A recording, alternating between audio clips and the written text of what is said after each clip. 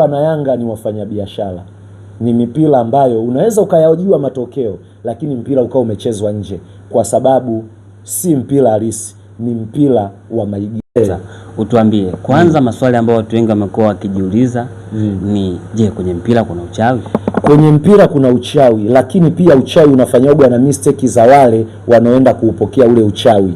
Kwa maana kama umeambiwa fanya kitu fulani kwa muda fulani, ukapelea au ukazalau au ukaruzi, pale tayari unapoteza point. Yaani kwenye mpira ukikosea kitu kimoja, ujue kitu kimoja kinakugharimu.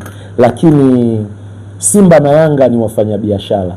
Ni mipira ambayo unaweza ukayajua matokeo, lakini mpira ukao umechezwa nje, kwa sababu si mpira halisi, ni mpira wa maigizo. Na wanajua leo tunampa huyu kashuka kidogo kusikika, tumpandishe kuamsha vibe, kesho uwanjani wajae. Usiamini Simba na Yanga, wale ni wafanyabiashara wazuri, na kabla ya mpira huwa kuna mipango inakaa. Na ndio maana mimi huwa naroga, ni mrogazi vizuri sana, na ninajua vizuri sana hizi ninazokupa za ndani. Tukitoka kwenye nje ya kamera nitakupa siri, utaacha hizo timu wewe utakuwa unaziangalia na kuzishabikia, lakini unakuwa unajua kinachoendelea.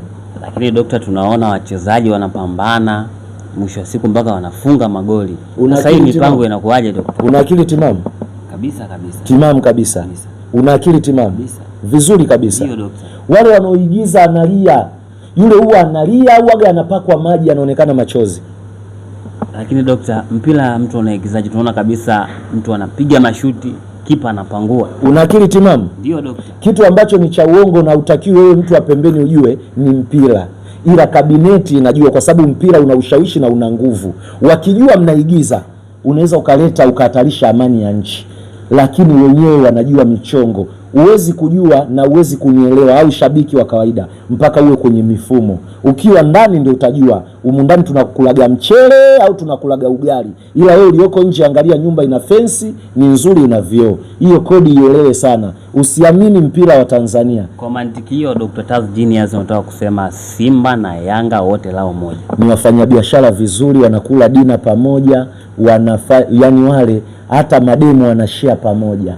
Hata nyumbani wanaenda kusalimiana, hata habari wanazijua. Kinachofanyika pale, uongozi ndio unacheza na wachezaji kadhaa, sio wote.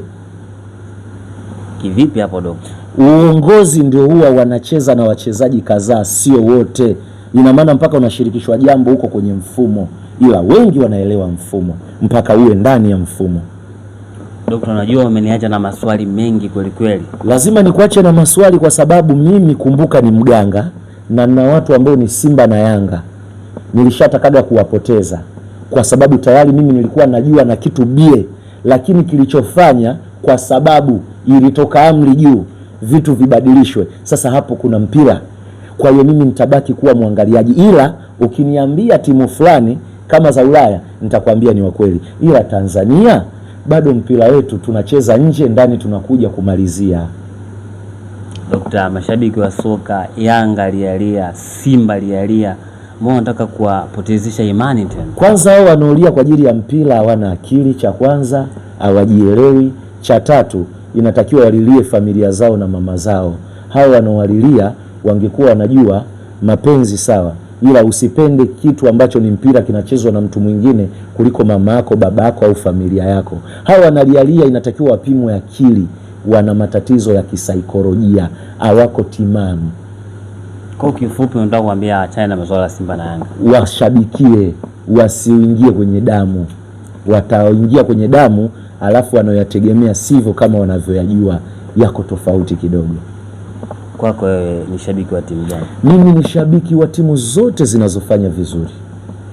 Kati ya Simba na Yanga dokta? Simba na Yanga si timu yangu. Timu yangu mimi ni ile inayofanya vizuri. Timu yoyote inayofanya vizuri ni timu yangu. Ndio timu yangu.